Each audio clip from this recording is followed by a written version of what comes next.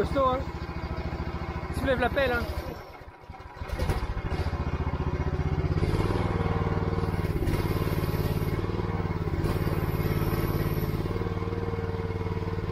Voilà, puis tu décales un peu.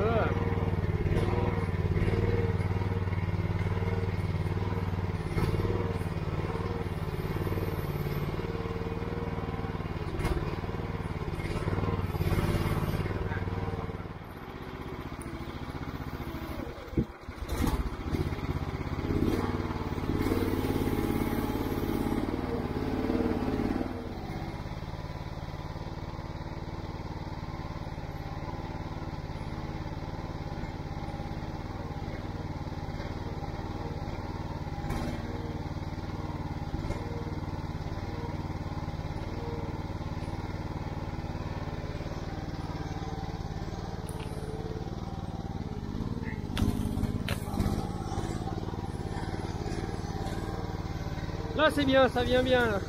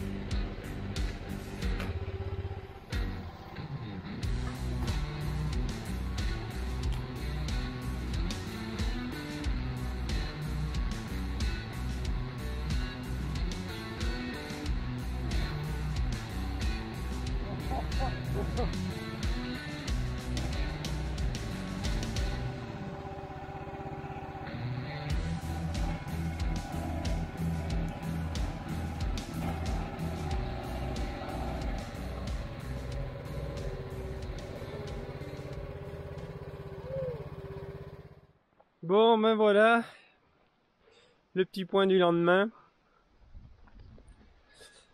Bon, et ben ça a bien avancé hier, on a fait 20 mètres de plus. Bon, c'était un peu plus facile, il y avait un peu moins de végétaux.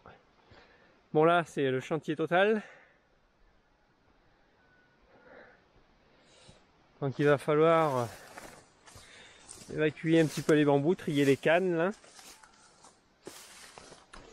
Donc on a quand même pas mal de bois à broyer. Hein.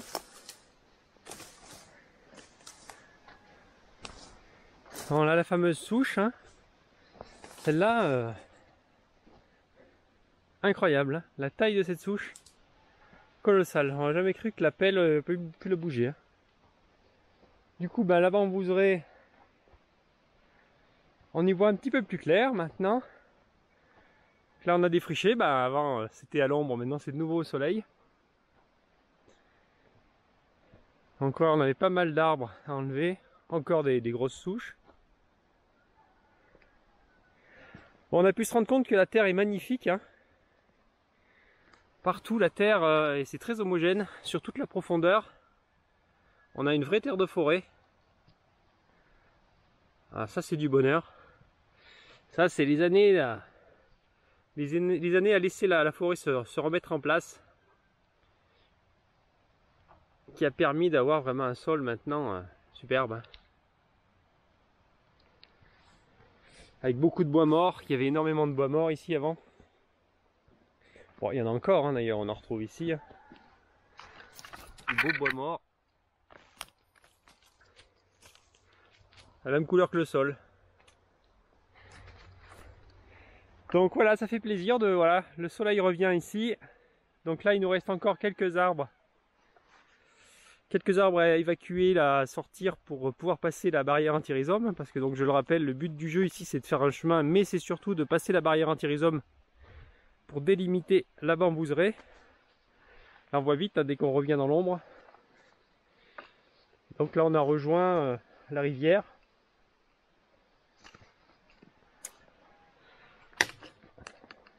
Là ici on a retrouvé les castillonniers inversa, les bambous. Développer pas trop, et voilà, donc là on a rejoint la zone, donc il faut qu'on tire par ici pour rejoindre les bambous, les Nigra enonis qui sont là, avec cette zone qui donc voilà maintenant est très ombragée, qu'il va falloir rééclaircir, avec l'érable antrogne ici qui commence à souffrir et à mourir à l'ombre, et l'Enonis nigra voilà qui se reproduit bien là ici, commence à partir, mais on va lui donner un petit peu plus de luminosité, éclaircir. Et donc il faut qu'on arrive avec la barrière anti-rhizome, elle est par ici, et puis après il y a encore des bambous au fond là-bas. Donc le but du jeu c'est d'arriver avec les 100 mètres de barrière anti-rhizome à atteindre le fond là-bas, sinon il faudra les rapprocher, on verra. Et la zone, voilà, donc vraiment on est vraiment sur de la zone clairement forestière là, avec les arbres.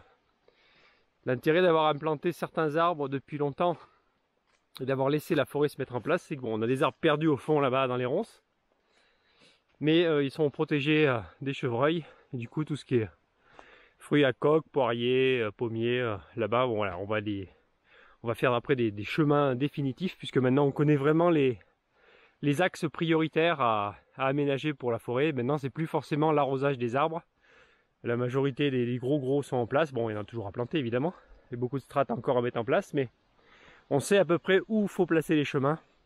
Et on va pouvoir les concevoir vraiment bien beaux, bien plats, de la bonne largeur pour passer avec le tracteur et une remorque pour aller débusquer le bois au fond. Là-bas, il y a énormément d'arbres et même pour les récoltes. Et voilà. Et la caméra pour les animaux sauvages, donc très intéressant. Du coup, on sait que ici, les chevreuils et les sangliers se sont installés là, sur cette zone-là. Ils aiment beaucoup, avec le héron qui aime bien s'installer là. Bon et bien allez, on va se remettre au boulot, il fait un peu froid. Mais bon, il faut qu'on avance.